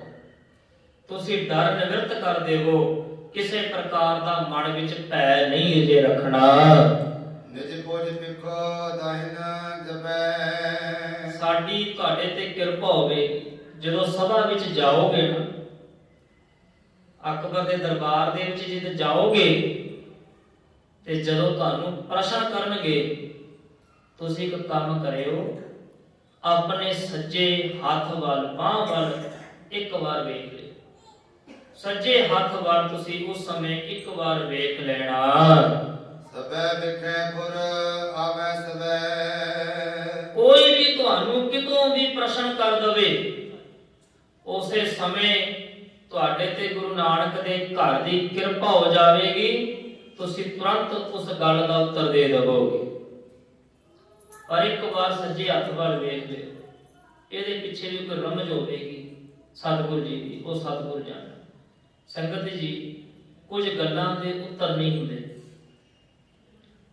ਹਰ ਇੱਕ ਗੱਲ ਤੇ ਜਿੱਦ ਚੰਗੀ ਨਹੀਂ ਹੁੰਦੀ ਤੇ ਕੁਝ ਗੱਲਾਂ ਦੇ ਉੱਤਰ ਵੀ ਨਹੀਂ ਹੁੰਦੇ। ਹੁਣ ਜੇ ਕੋਈ ਆਪਣੇ ਵਿੱਚੋਂ ਮਨ ਵਿੱਚ ਇਹ ਸੋਚੇ ਕਿ ਮਹਾਰਾਜ ਜੀ ਨੇ ਇਹ ਗੱਲ ਕਿਉਂ ਆਖੀ ਕਿ ਤੁਸੀਂ ਸਭਾ ਦੇ ਵਿੱਚ ਇੱਕ ਵਾਰ ਆਪਣੇ ਸੱਜੇ ਹੱਥ ਵੱਲ ਵੇਖ ਲਿਓ, ਇਹਦਾ ਕੋਈ ਉੱਤਰ ਹੈ? ਇਹਦਾ ਕੋਈ ਉੱਤਰ ਨਹੀਂ ਹੈ। ਗੁਰੂ ਦੀ ਖੇਡ ਹੈ ਤੇ ਗੁਰੂ ਦੀ ਖੇਡ ਗੁਰੂ ਹੀ ਜਾਣਦਾ ਹੈ। ਸਿੱਖ ਦਾ ਬਸ ਇੱਕੋ ਕਰਮ ਹੈ, ਸਤ ਬਚਨ ਕਹਿਣਾ। ਉਹ ਸਤ ਬਚਨ ਕਹਿ ਸਕਦਾ ਹੈ। ਹੋ ਸਕਦਾ ਸਾਡੇ ਵਰਗੇ ਹੋਣ, ਮੇਰੇ ਵਰਗੇ ਹੋਣ ਤੇ ਕਹਿਣ ਦੀ ਸੱਜੇ ਹੱਥ ਵੱਲ ਵੇਖਣ ਦੀ ਕੀ ਲੋੜ ਹੈ? ਮੈਂ ਕਿਉਂ ਵੇਖਾਂ? ਮੇਰੇ ਤੇ ਏਦਾਂ ਹੀ ਕਿਰਪਾ ਕਰੋ। ਜੋ ਅੱਜ ਕੱਲ ਦਾ ਜਿਹੜਾ ਇਹ ਜ਼ਮਾਨਾ ਬਹੁਤ ਫਾਸਟ ਹੋ ਚੁੱਕਿਆ ਤੇ ਅੱਜ ਵੀ ਇਹ ਜਿਹੇ ਪ੍ਰਸ਼ਨ ਉੱਤਰ ਕਈ ਵਾਰ ਅਣਜਾਣ ਹੋਣ ਵਿੱਚ ਕਰ ਜਾਂਦੇ ਆ, ਹੁੰਦੇ ਵੀ ਨੇ। ਪਰ ਇੱਥੇ ਗੁਰੂ ਅਮਰਦਾਸ ਮਹਾਰਾਜ ਜੀ ਦਾ ਵਚਨ ਹੋ ਰਿਹਾ ਕਿ ਤੁਸੀਂ ਇੱਕ ਵਾਰ ਸੱਜੇ ਹੱਥ ਵੱਲ ਵੇਖਣਾ ਹੈ ਤੇ ਗੁਰੂ ਨਾਨਕ ਦੇ ਘਰ ਦੀ ਕਿਰਪਾ ਤੁਹਾਡੇ ਤੇ ਹੋ ਜਾਣੀ। ਕੋਈ ਵੀ ਦੁਨੀਆ ਦਾ ਉੱਥੇ ਸ਼ਖਸ ਹੋਵੇ ਉਸ ਸਭਾ ਦੇ ਵਿੱਚ, ਭਾਵੇਂ ਖੁਦ ਬਾਦਸ਼ਾਹ ਤੁਹਾਨੂੰ ਪ੍ਰਸ਼ਨ ਕਰਦਾ ਹੋਵੇ, ਕੋਈ ਸ਼ਾਸਤਰਕਾਰ ਹੋਵੇ, ਵੇਦਾਂ ਦਾ ਗਿਆਤਾ ਹੋਵੇ, ਭਾਵੇਂ ਕੋਈ ਵਿਆਕਰਨ ਦਾ ਗਿਆਤਾ ਹੋਵੇ, ਭਾਵੇਂ ਕਿਸੇ ਪ੍ਰਕਾਰ ਦੇ ਇਤਿਹਾਸ ਦੇ ਪੰਨੇ ਚੋਂ, ਇਤਿਹਾਸ ਦੀ ਕੁੱਖ ਦੇ ਵਿੱਚੋਂ ਤੁਹਾਨੂੰ ਕੋਈ ਪ੍ਰਸ਼ਨ ਕਰ ਰਿਹਾ ਹੋਵੇ, ਰਾਮਦਾਸ ਪੁੱਤਰ ਜੀ ਤੁਸੀਂ ਹਰ ਇੱਕ ਗੱਲ ਦਾ ਉੱਤਰ ਤੁਰੰਤ ਦੇ ਦੇਵੋਗੇ। ਇਹ ਤੁਹਾਡੇ ਤੇ ਕਿਰਪਾ ਹੋਵੇਗੀ ਨਾਨਕ ਦੇ ਕਰਕੇ। ਤੇ ਇੱਥੇ ਗੁਰੂ ਰਾਮਦਾਸ ਮਹਾਰਾਜ ਨੇ ਹੱਥ ਜੋੜ ਕੇ ਸਤ ਬਚਨ ਕਹਿ ਕੇ ਲਾਹੌਰ ਵੱਲ ਚਾਲੇ ਪਾ ਦਿੱਤੇ। ਚਾਰੋਂ ਵੇਦ ਭੇਦ ਕੋ ਪਾਵੇਂ, ਤੁਸੀਂ ਚਾਰ ਵੇਦਾਂ ਦਾ ਜਿਹੜਾ ਭੇਦ ਹੈ ਉਹਨੂੰ ਜਾਣ ਲਵੋਗੇ। ਉਹ ਚਾਰ ਵੇਦਾਂ ਦੇ ਵੀ ਤੁਸੀਂ ਉਸੇ ਸਮੇਂ ਤੁਰੰਤ ਉੱਤਰ ਦੇ ਦੇਵੋਗੇ। ਖਟ ਸ਼ਾਸਤਰ ਭਗਤਾ ਹੋਏ ਜਾਵੇ, ਛੇ ਸ਼ਾਸਤਰਾਂ ਦੇ ਤੁਸੀਂ ਬਖਤਾ ਹੋ ਜਾਵੋਗੇ। ਬਖਤਾ ਹੁੰਦਾ ਹੈ ਬੋਲਣ ਵਾਲਾ, ਕਹਿਣ ਵਾਲਾ, ਸੁਣਾਉਣ ਵਾਲਾ, ਤੇ ਸਰੋਤਾ ਹੁੰਦਾ ਹੈ ਸਿਰਫ ਸੁਣਨ ਵਾਲਾ। ਵੈਸੇ ਵਿਦਵਾਨਾਂ ਨੇ ਬਖਤਾ ਦੇ ਵੀ 14 ਗੁਣ ਦੱਸੇ ਨੇ ਤੇ ਸਰੋਤੇ ਦੇ ਵੀ 14 ਗੁਣ ਹੋਣੇ ਚਾਹੀਦੇ ਨੇ, ਤਾਂ ਸਰੋਤਾ ਹੁੰਦਾ। ਸੁਣਨ ਵਾਲੇ ਦੇ ਵੀ 14 ਗੁਣ ਨੇ ਤੇ ਬਖਤੇ ਦੇ ਵੀ 14 ਗੁਣ ਨੇ। ਤੁਸੀਂ 6 ਸ਼ਾਸਤਰਾਂ ਦੇ ਗਿਆਤਾ ਹੋ ਜਾਵੋਗੇ। ਅੱਜ 6 ਸ਼ਾਸਤਰਾਂ ਦੀ ਰੂਪ ਰੇਖਾ ਕੁਝ ਹੋਰ ਹੋ ਗਈ ਹੈ।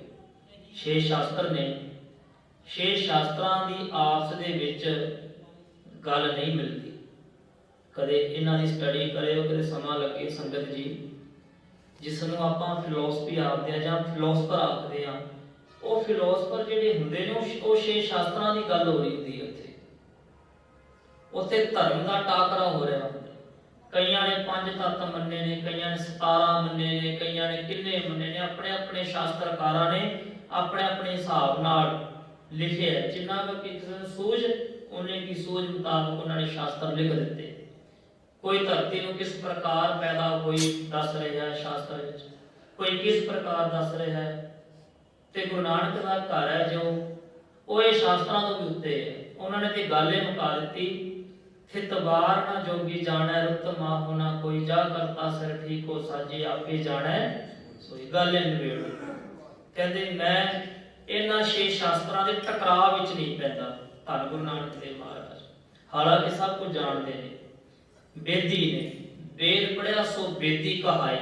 ਕਲਗੀਧਰ ਮਹਾਰਾਜ ਨੇ ਬਚਨ ਨੇ ਪਾਤਸ਼ਾਹ ਦੇ, ਵੇਦ ਪੜਿਆ ਸੋ ਵੇਦੀ ਕਹਾਏ, ਸੋਢ ਬੰਸ ਹਮ ਕੋ ਲੈ ਆਏ। ਤੇ ਸੋਢੀ ਬੰਸ ਵਿੱਚ ਕਹਿੰਦੇ ਸਾਡਾ ਕਹਿੰਦੇ ਅਵਤਾਰ ਹੋਇਆ। ਕਲਗੀਧਰ ਮਹਾਰਾਜ ਦੇ ਬਚਨ। ਹੁਣ ਵੇਦ ਪੜਨ ਵਾਲੇ ਵੇਦੀ ਨੇ, ਸਭ ਕੁਝ ਜਾਣਦੇ ਨੇ, ਪਰ ਫਿਰ ਵੀ ਉਹਨਾਂ ਝਗੜਿਆਂ ਵਿੱਚ ਨਹੀਂ ਪਏ, ਕਿਉਂਕਿ ਇਹਨਾਂ ਦੇ ਝਗੜੇ ਸਨ 6 ਸ਼ਾਸਤਰਾਂ ਦੇ ਆਪਸ ਵਿੱਚ। ਪਰ ਇੱਥੇ ਆਸ਼ੀਰਵਾਦ ਦਿੱਤਾ ਕਿ ਪੁੱਤਰ ਰਾਮਦਾਸ ਜੀ 4 ਵੇਦਾਂ ਦੇ ਗਿਆਤਾ ਹੋ ਜਾਵੋਗੇ, 6 ਸ਼ਾਸਤਰਾਂ ਦੇ ਬਖਤਾ ਹੋ ਜਾਵੋਗੇ। ਉਸੇ ਸਮੇਂ ਤੁਸੀਂ ਉੱਤਰ ਦੇਵੋਗੇ। ਗੁਰੂ ਨਾਨਕ ਦੀ ਤੁਹਾਡੇ ਉੱਤੇ ਫੁੱਲ ਕਿਰਪਾ ਹੋਵੇਗੀ। ਆਪਰ ਜੇ ਉਕਤ ਜੁਗਤ ਸਭ ਹੋਏ, ਜਿੰਨੀਆਂ ਵੀ ਉਕਤੀਆਂ ਜੁਗਤੀਆਂ ਨੇ ਉਹ ਸਭ ਤੁਹਾਡੇ ਵਿੱਚ ਆ ਕੇ ਨਿਵਾਸ ਕਰ ਲੈਣਗੀਆਂ ਉਸ ਸਮੇਂ। ਸਾਰ ਪੁਰਾਨਨ ਗੋਲਕ ਸੋਏ, ਜਿਹੜੇ 18 ਪੁਰਾਣ ਨੇ ਸਿਧਾਂਤ ਹੈ ਉਹ ਉਹ ਵੀ ਤੁਹਾਡੇ ਅੰਦਰ ਵਸ ਜਾਵੇਗਾ। ਨਿਰਭੈ ਸਭ ਮੈਂ ਕਹੀਐ ਬਾਣੀ। ਨਿਰਭੈ ਹੋ ਕੇ ਤੁਸੀਂ ਜੋ ਕਹੋਗੇ ਉਹ ਤੁਹਾਡੀ ਰਸਨਾ ਤੋਂ ਸੱਤ ਹੁੰਦਾ ਜਾਵੇਗਾ। ਜੋ ਵੀ ਕਹੋਗੇ ਉਹ ਸੱਤ ਹੀ ਹੋਵੇਗਾ। ਜੋ ਪ੍ਰਸ਼ਨ ਹੋਵੇਗਾ ਉਹਦਾ ਉੱਤਰ ਤੁਸੀਂ ਸੱਚ ਰੂਪ ਵਿੱਚ ਹੀ ਦੇਵੋਗੇ। ਇਹ ਕਿਰਪਾ ਤੁਹਾਡੇ ਤੇ ਵਾਪਰੇਗੀ। ਇਹ ਸੁਧ ਪ੍ਰਾਪਤ ਵਿਜੇ ਮਾਨੀ। ਜਾਓ ਪੁੱਤਰ ਜੀ, ਤੁਹਾਨੂੰ ਮਹਾਨ ਜਿੱਤ ਪ੍ਰਾਪਤ ਹੋਵੇਗੀ। ਅਕਬਰ ਦੇ ਸਭਾ ਦੇ ਵਿੱਚ, ਲਾਹੌਰ ਦੇ ਵਿੱਚ ਤੁਹਾਨੂੰ ਜਿੱਤ ਪ੍ਰਾਪਤ ਹੋਵੇਗੀ। ਇਹ ਗੁਰੂ ਨਾਨਕ ਦੇ ਘਰ ਦਾ ਆਸ਼ੀਰਵਾਦ ਹੈ ਤੁਹਾਨੂੰ। ਸ਼ਾਸਤਰਾਂ ਕੀ ਕਰਤਾ ਜੋਏ। ਜਿੰਨੇ ਵੀ ਉੱਥੇ ਸ਼ਾਸਤਰਾਂ ਦੇ ਕਰਤਾ ਹੋਣਗੇ, ਜਾਣਕਾਰ ਹੋਣਗੇ, ਤੁਝ ਸੰਗ ਕਹੈ ਸਮਰਥ ਨਾ ਸੋਏ। ਉਹ ਤੁਹਾਡੇ ਨਾਲ ਵਿਚਾਰ ਕਰਨ ਦੇ ਸਮਰੱਥ ਨਹੀਂ ਰਹਿਣਗੇ, ਤੁਹਾਡੇ ਨਾਲ ਵਿਚਾਰ ਕਰਨ ਯੋਗ ਨਹੀਂ ਰਹਿਣਗੇ। ਉਹਨਾਂ ਦੀ ਵਿਦਿਆ ਤੁਹਾਡੇ ਸਾਹਮਣੇ ਤੁੱਛ ਹੋ ਜਾਵੇਗੀ। ਇਹੋ ਨਰ ਪਿਤਰਨ ਕੀ ਕਿਆ ਗਿਣਤੀ। ਕਹਿੰਦੇ ਇਹਨਾਂ ਮਨੁੱਖਾਂ ਦੀ ਤਾਂ ਕੀ ਗਿਣਤੀ ਹੈ। ਧੰਨ ਗੁਰੂ ਅਮਰਦਾਸ ਮਹਾਰਾਜ ਗੁਰੂ ਰਾਮਦਾਸ ਜੀ ਨੂੰ ਕਹਿ ਰਹੇ ਨੇ ਕਿ ਕਹਿੰਦੇ ਇਹ ਲੋਕਾਂ ਦੀ ਤਾਂ ਗਿਣਤੀ ਕੀ ਹੈ, ਇਹ ਲੋਕਾਂ ਦੀ ਤਾਂ ਕੀ ਗੱਲ ਆਖੀਏ। ਸਰਬ ਸੁਰਤਨ ਠਾਨੈ ਬਿਨਤੀ।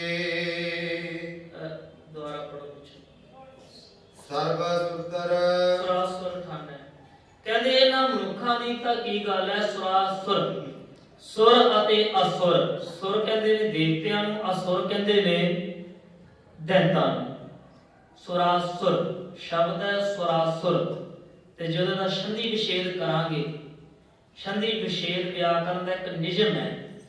ਸੰਧੀ ਕਹਿੰਦੇ ਨੇ ਮਿਲਾਣ ਨੂੰ ਤੇ ਵਿਛੇਦ ਕਹਿੰਦੇ ਨੇ ਤੋੜਨ ਨੂੰ। ਸੰਧੀ ਵਿਛੇਦ ਕਰਨਾ, ਤੋੜਨਾ ਸ਼ਬਦ ਸੁਰਾਸੁਰ। ਸੁਰ ਜਮਾ ਅਸੁਰ ਸ਼ਬਦ ਬਣ ਗਿਆ। ਸੁਰ ਜਮਾ ਅਸੁਰ। ਅਸੁਰ ਕਹੀਏ ਦੈਂਤ ਤੇ ਸੁਰ ਕਹੀਏ ਦੇਵਤੇ। ਕਹਿੰਦੇ ਇਹਨਾਂ ਮਨੁੱਖਾਂ ਦੀ ਗੱਲ ਕੀ ਕਹੀਏ।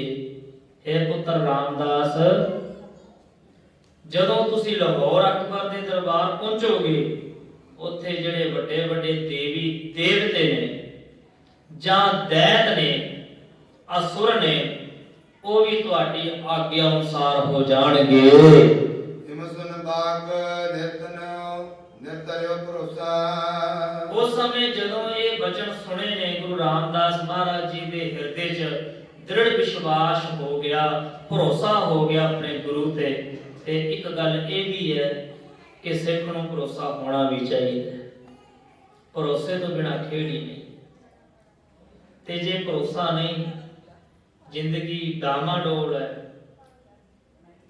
ਸਿੱਖ ਤੁਰਦਾ ਤੇ ਹੈ ਉਸ ਰਸਤੇ ਤੇ ਜਿੱਥੇ ਗੁਰੂ ਕਹਿ ਰਿਹਾ ਹੈ, ਪਰ ਤੁਰਦਿਆਂ ਤੁਰਦਿਆਂ ਡੋਲ ਵੀ ਰਿਹਾ ਤੇ ਉਹਦੇ ਤੇ ਨੁਕਸਾਨ ਹੀ ਹੋਊ।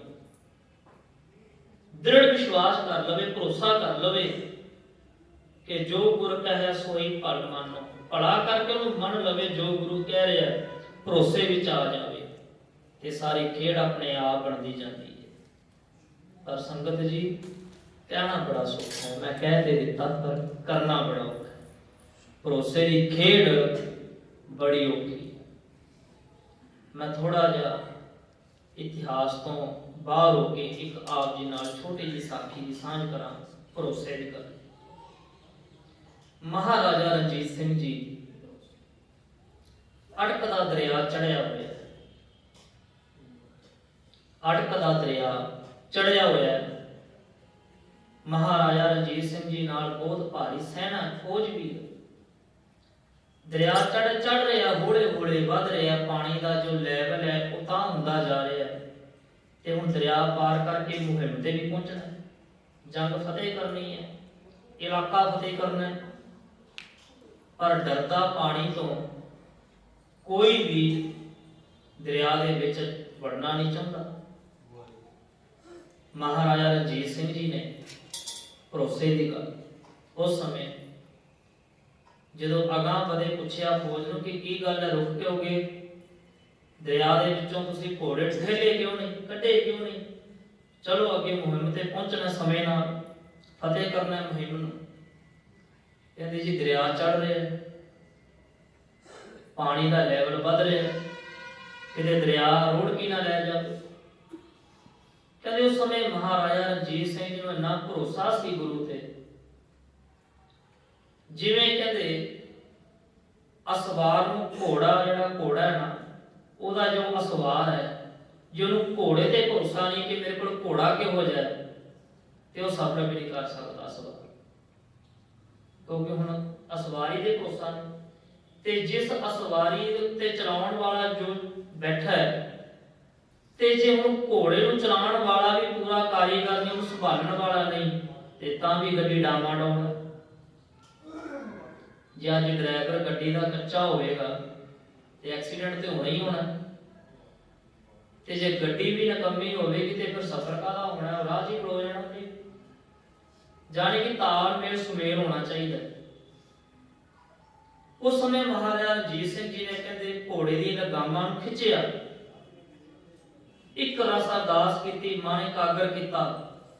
ਘੋੜਾ ਆਪਣੇ ਅਸਵਾਰ ਦੇ ਅਧੀਨ ਹੈ, ਮਹਾਰਾਜਾ ਰਣਜੀਤ ਸਿੰਘ ਆਪਣੇ ਗੁਰੂ ਦੇ ਅਧੀਨ ਹੈ, ਉਹਦਾ ਮਨ ਗੁਰੂ ਦੇ ਚਰਨਾਂ 'ਚ ਹੈ ਕਿ ਮੈਂ ਅੜਕ ਦਾ ਦਰਿਆ ਪਾਰ ਕਰਨਾ ਹੈ, ਮੈਂ ਹਿੰਮ ਤੇ ਪਹੁੰਚਣਾ ਹੈ। ਅਰਦਾਸ ਕੀਤੀ, ਇੱਕ ਰਸ ਮਨ ਇਕਾਗਰ ਕਰਕੇ, ਤੇ ਵਾਹਿਗੁਰੂ ਦਾ ਜਕਾਰਾ ਫਤਿਹ ਬੁਲਾ ਕੇ ਜਿਹੜਾ ਘੋੜਾ ਸੀ ਉਹ ਦਰਿਆ ਦੇ ਵਿੱਚ ਠੇਲ ਦਿੱਤਾ। ਵੇਖਦਿਆਂ ਵੇਖਦਿਆਂ ਕਹਿੰਦੇ ਪਤਾ ਨਹੀਂ ਕਦੋਂ ਮਹਾਰਾਜਾ ਰਣਜੀਤ ਸਿੰਘ ਜੀ ਅੜਕ ਦਾ ਦਰਿਆ ਪਾਰ ਕਰਕੇ ਖਲੋ ਗਏ, ਤੇ ਫੌਜਾਂ ਨੂੰ ਆਵਾਜ਼ ਮਾਰਦੇ ਨੇ, ਕਹਿੰਦੇ ਆ ਜਾਓ, ਤੁਸੀਂ ਵੀ ਆ ਜਾਓ। ਕਹਿੰਦੇ ਤੁਹਾਡੇ ਸਾਹਮਣੇ ਪ੍ਰੈਕਟੀਕਲ ਹੋ ਗਿਆ, ਗੁਰੂ ਤੇ ਭਰੋਸੇ ਦੀ ਗੱਲ ਹੈ। ਇਹੀ ਭਰੋਸੇ ਦੀ ਗੱਲ ਦ੍ਰੋਪਦੀ ਦੇ ਵੇਲੇ ਵੀ ਹੁੰਦੀ ਹੈ। ਕਹਿੰਦੇ ਦ੍ਰੋਪਦੀ ਦੀ ਜਦੋਂ ਚੀਰ ਹਰਨ ਹੋ ਰਿਹਾ ਸੀ, ਉਸ ਸਮੇਂ ਕੀ ਹੋਇਆ, ਉਹਨੇ ਆਪਣੀ ਸਾੜੀ ਦਾ ਲੜਨਾ ਆਪਣੇ ਦੰਦਾਂ ਵਿੱਚ ਪਕੜ ਲਿਆ। ਭਾਈ ਸਭਾ ਦੇ ਵਿੱਚ ਚੀਰ ਹਰਨ ਹੋ ਰਿਹਾ ਹੈ, ਨਾਲੇ ਤੇ ਪਰਮੇਸ਼ਰ ਨੂੰ ਯਾਦ ਕਰਦੀ ਹੈ, ਆਵਾਜ਼ਾਂ ਮਾਰਦੀ ਹੈ, ਪਰ ਪਰਮੇਸ਼ਰ ਹਾਜ਼ਰ ਨਹੀਂ ਹੋਇਆ। ਕਿਉਂ? ਕਿਉਂਕਿ ਹਜੇ ਭਰੋਸਾ ਪੂਰਾ ਨਹੀਂ ਸੀ। ਉਹਨੂੰ ਭਰੋਸਾ ਇਹ ਸੀ ਕਿ ਮੇਰੇ ਲੜ ਨੂੰ ਮੈਂ ਦੰਦਾਂ 'ਚ ਪਕੜਿਆ ਹੋਇਆ ਤੇ ਮੈਂ ਪਕੜ ਕੇ ਰੱਖਾਂਗੀ, ਤੇ ਹੋ ਸਕਦਾ ਹੈ ਕਿ ਚੀਰ ਹਰਨ ਨਾ ਹੋਵੇ, ਕਿਉਂਕਿ ਦੰਦਾਂ 'ਚ ਲੜ ਲਿਆ ਹੋਇਆ। ਨਾਲੇ ਪਰਮੇਸ਼ਰ ਨੂੰ ਪੁਕਾਰਦੀ ਹੈ। ਆਖਰਕਾਰ ਜਦੋਂ ਜ਼ੋਰ ਨਾਲ ਝੂਟਾ ਮਾਰਿਆ, ਦੰਦਾਂ 'ਚ ਉਹ ਲੜ ਨਿਕਲਿਆ, ਤੇ ਇੱਕ ਮਿੱਕ ਇਕਾਗਰ ਚਿੱਤ ਹੋ ਕੇ, ਭਰੋਸੇ ਵੱਲ ਹੋ ਕੇ ਜਦੋਂ ਗੁਰੂ ਨੂੰ ਯਾਦ ਕੀਤਾ, ਫਿਰ ਮਹਾਰਾਜ ਧੰਨ ਗੁਰੂ ਤੇਗ ਬਹਾਦਰ ਪਾਤਸ਼ਾਹ ਜੀ ਦੇ ਬਚਨ ਨੇ ਬਾਣੀ ਦੇ ਵਿੱਚ, ਪੰਚਾਲੀ ਕੋ ਰਾਜ ਸਭਾ ਮੈਂ ਰਾਮ ਨਾਮ ਸੁਧ ਆਈ। ਪੰਚਾਲ ਦੇਸ਼ ਯੂਪੀ ਦੇ ਇਲਾਕੇ ਨੂੰ ਪੰਚਾਲ ਦਾ ਦੇਸ਼ ਆਖਿਆ ਜਾਂਦਾ ਹੈ। ਪੰਚਾਲੀ ਜਾਂ ਪੰਜਾਂ ਦੀ ਘਰ ਵਾਲੀ, ਪੰਚਾਲੀ ਕੋ ਰਾਜ ਸਭਾ ਮੈਂ ਰਾਮ ਨਾਮ ਸੁਧ ਆਈ। ਜੋ ਕ੍ਰਿਸ਼ਨ ਭਗਵਾਨ ਦਾ ਹੈ, ਪਰ ਸੁਧ ਗੁਰੂ ਤੇਗ ਬਹਾਦਰ ਪਾਤਸ਼ਾਹ ਜੀ ਆਖ ਰਹੇ ਨੇ ਕਿ ਰਾਮ ਨਾਮ ਦੀ ਆਈ ਸੁਧ। ਇਹ ਭਗਵਾਨ ਕ੍ਰਿਸ਼ਨ ਜੀ ਦਾ ਸਮਾਂ। ਪ੍ਰਸ਼ਨ ਕੀਤਾ ਸੀ ਉਹਨੇ ਕ੍ਰਿਸ਼ਨ ਭਗਵਾਨ ਨੂੰ, ਤੁਸੀਂ ਪਹਿਲਾਂ ਕਿਉਂ ਨਹੀਂ ਆਏ? ਆਖਿਆ ਜਾਂਦਾ ਹੈ ਕਿ ਜਦੋਂ ਦ੍ਰੋਪਦੀ ਦੇ ਚੀਰ ਹਰਨ ਹੋਣ ਲੱਗੇ ਸਨ, ਤੇ ਇੱਕ ਸ਼ਕਤੀ ਫਿਰ ਕਹਿੰਦੇ ਕ੍ਰਿਸ਼ਨ ਭਗਵਾਨ ਜੀ ਨੇ ਮਾਰ ਦਿੱਤੀ। ਸੁਣਾਇਆ ਵੀ ਜਾਂਦਾ ਹੈ ਕਿ ਕੱਪੜੇ ਆਈ ਗਏ, ਉਹ ਖਿੱਚੀ ਗਿਆ, ਕੱਪੜੇ ਆਈ ਗਏ, ਏਦਾਂ ਕੁਝ ਨਹੀਂ ਸੀ ਹੋਇਆ ਤੇ ਨਾ ਕਦੇ ਹੋ ਸਕਦਾ। ਉਦੋਂ ਭਗਵਾਨ ਕ੍ਰਿਸ਼ਨ ਜੀ ਨੇ ਸਭਾ ਵਿੱਚ ਆ ਕੇ ਹਾ ਦਾ ਨਾਰਾ ਮਾਰਿਆ ਸੀ। ਇਹ ਵੀ ਇੱਕ ਤਰ੍ਹਾਂ ਦੀ ਕੱਪੜਿਆਂ ਦੀ ਫੈਕਟਰੀ ਹੋ ਸੀ, ਜੇ ਸਮਝੀ। ਹਾ ਦਾ ਨਾਰਾ ਮਾਰਿਆ, ਦੁਰਯੋਧਨ ਐਡਾ ਬੜੀ ਹੋ ਗਏ, ਤੂੰ ਕੀ ਕਰਮ ਕੀ ਕਰ ਰਿਹਾ? ਇੱਕ ਬੇਸਹਾਰਾ ਔਰਤ ਤੇ ਜ਼ੁਲਮ ਭਰੀ ਸਭਾ ਦੇ ਵਿੱਚ। ਕਹਿੰਦੇ ਜਦੋਂ ਪ੍ਰਸ਼ਨ ਕੀਤਾ ਨਾ ਦ੍ਰੋਪਦੀ ਨੇ ਕਿ ਭਗਵਾਨ ਜੀ ਤੁਹਾਨੂੰ ਮੈਂ ਕਦੋਂ ਦੀ ਯਾਦ ਕਰਦੀ ਸਾਂ, ਪਰ ਆਏ ਬਹੁਤ ਦੇਰ ਬਾਅਦ, ਜਦੋਂ ਐਨ ਅਖੀਰ ਹੋਣ ਲੱਗਿਆ ਸੀ। ਕਹਿੰਦੇ ਮੈਂ ਤੇ ਤੇਰੀ ਉਸ ਆਵਾਜ਼ ਨੂੰ ਉਡੀਕ ਰਿਹਾ ਸਾਂ। ਉਹ ਆਵਾਜ਼ ਤੇ ਤੂੰ ਮਾਰੀ ਵੀ ਨਹੀਂ, ਕਹਿੰਦੇ ਮੈਨੂੰ ਤਾਂ ਤੂੰ ਆਵਾਜ਼ ਹੀ ਨਹੀਂ ਦਿੱਤੀ। ਮੈਂ ਉਡੀਕ ਰਿਹਾ ਸਾਂ ਉਸ ਆਵਾਜ਼ ਨੂੰ, ਪਰ ਉਹ ਰਮਝ ਨਹੀਂ ਸਮਝੀ। ਕਹਿੰਦੀ ਮੈਂ ਤੇ ਦੁਹਾਈ ਉਦੋਂ ਦੀ ਪਾ ਰਹੀ ਸਾਂ ਜਦੋਂ ਦੀ ਮੇਰੇ ਕੇਸ ਪਕੜ ਕੇ ਮੈਨੂੰ ਖਿੱਚ ਕੇ ਸਭਾ ਵਿੱਚ ਲਿਆਂਦਾ ਗਿਆ। ਕਹਿੰਦੇ ਨਹੀਂ, ਯਾਦ ਕਰ ਤੂੰ ਕਿਸੇ ਹੋਰ ਦੇ ਭਰੋਸੇ ਸੀ, ਉਦੋਂ ਤੂੰ ਮੈਨੂੰ ਨਹੀਂ ਸੱਦਿਆ। ਜਦੋਂ ਉਹਨੂੰ ਸਮਝਣ ਆਈ ਤੇ ਫਿਰ ਭਗਵਾਨ ਜੀ ਨੇ ਆਖਿਆ ਕਿ ਤੂੰ ਜਿਹੜਾ ਸਾੜੀ ਦਾ ਲੜ ਆਪਣੇ ਦੰਦਾਂ 'ਚ ਕੁੱਟਿਆ ਹੋਇਆ ਸੀ ਨਾ, ਤੂੰ ਉਸ ਸਮੇਂ ਉਹਦੇ ਭਰੋਸੇ ਸੀ, ਮੈਨੂੰ ਨਹੀਂ ਸੀ ਯਾਦ ਕੀਤਾ। ਪਰ ਜਦ ਤੇਰੇ ਸਾਰੇ ਭਰੋਸੇ ਵਿਅਰਥ ਹੋ ਗਏ, ਮੈਨੂੰ ਯਾਦ ਕੀਤਾ, ਦੱਸ ਮੈਂ ਉਦੋਂ ਆਇਆ ਕਿ ਨਹੀਂ ਆਇਆ, ਤਾਂ ਤੂੰ ਮੇਰੇ ਤੇ ਦੁਸ਼ਮਣ ਨਾ ਹੋਈ। ਇਹ ਹੁੰਦੀ ਹੈ ਭਰੋਸੇ ਦੀ ਗੱਲ। ਤੇ ਇੱਥੇ ਧੰਨ ਗੁਰੂ ਰਾਮਦਾਸ ਮਹਾਰਾਜ, ਧੰਨ ਗੁਰੂ ਅਮਰਦਾਸ ਮਹਾਰਾਜ ਜੀ ਨੇ ਬਚਨ ਕੀਤੇ ਕਿ ਤੁਸੀਂ ਸੱਜੇ ਹੱਥ ਵੱਲ ਤੱਕਣਾ ਹੈ ਤੇ ਜਦੋਂ ਵੇਖੋਗੇ ਤੇ ਤੁਸੀਂ 4 ਵੇਦਾਂ ਦੇ ਬਖਤੇ 6 ਸ਼ਾਸਤਰਾਂ ਦੇ ਗਿਆਤਾ 27 ਸਿਮਰਤੀਆਂ 18 ਪੁਰਾਣ ਇਹ ਤਾਂ ਆਦਿਕ ਜਿਹੜੀਆਂ ਇਤਿਹਾਸ ਦੀਆਂ ਪੋਥੀਆਂ ਗ੍ਰੰਥ ਨੇ ਵੱਡੇ ਬਖਤੇ ਹੋ ਜਾਵੋਗੇ, ਸੂਝਵਾਨ ਹੋ ਜਾਵੋਗੇ। ਜੋ ਵੀ ਤੁਹਾਨੂੰ ਪ੍ਰਸ਼ਨ ਕਰੇਗਾ ਉਹਦਾ ਉੱਤਰ ਤੁਸੀਂ ਸਹਿਜੇ ਦੇ ਦੇਵੋਗੇ। ਇਹ ਮਹਾਰਾਜ ਜੀ ਨੇ ਪਾਵਨ ਬਖਸ਼ਿਸ਼ ਭਰੇ ਬਚਨ ਕਹਿ ਕੇ ਧੰਨ ਗੁਰੂ ਰਾਮਦਾਸ ਮਹਾਰਾਜ ਜੀ ਨੂੰ ਲਾਹੌਰ ਅਕਬਰ ਦੇ ਪਾਸ ਘੱਲ ਦਿੱਤਾ, ਜਿੱਥੇ ਸਭਾ ਦੇ ਵਿੱਚ ਧੰਨ ਗੁਰੂ ਰਾਮਦਾਸ ਮਹਾਰਾਜ ਜੀ ਨੇ ਉੱਤਰ ਦਿੱਤੇ ਨੇ ਪ੍ਰਸ਼ਨਾਂ ਦੇ, ਉਹਨਾਂ ਨੂੰ ਨਿਰੁੱਤਰ ਕੀਤਾ। ਦੂਜੀ ਧਿਰ ਨੂੰ ਠੱਲ ਪਈ, ਅਕਬਰ ਦੇ ਫੈਸਲਾ ਦਿੱਤਾ। ਉਹ ਆਪਾਂ ਪਾਵਨ ਕਥਾ ਕੱਲ੍ਹ ਦੇ ਦੀਵਾਨਾਂ ਵਿੱਚ ਸਰਵਣ ਕਰਾਂਗੇ। ਅੱਜ ਦੀ ਜੋ ਪਾਵਨ ਇਤਿਹਾਸ ਦੀਆਂ ਵਿਚਾਰਾਂ ਸਮੇਂ ਦੇ ਲਿਹਾਜ਼ ਨਾਲ ਇੱਥੇ ਹੀ ਸੰਪੂਰਨਤਾ ਹੋਈਆਂ ਬੇਅੰਤ ਭੁੱਲਾਂ ਦੀ ਆਪ ਗੁਰੂ ਕੀ ਸੰਗਤ ਧੰਨ ਸਾਹਿਬ ਗੁਰੂ ਗ੍ਰੰਥ ਸਾਹਿਬ ਮਹਾਰਾਜ ਬਖਸ਼ਣਹਾਰ ਹਨ। ਭੁੱਲਾਂ ਖਿਮਾ ਬਖਸ਼ ਲੈਣੀਆਂ। ਵਾਹਿਗੁਰੂ ਵਾਹਿਗੁਰੂ ਵਾਹਿਗੁਰੂ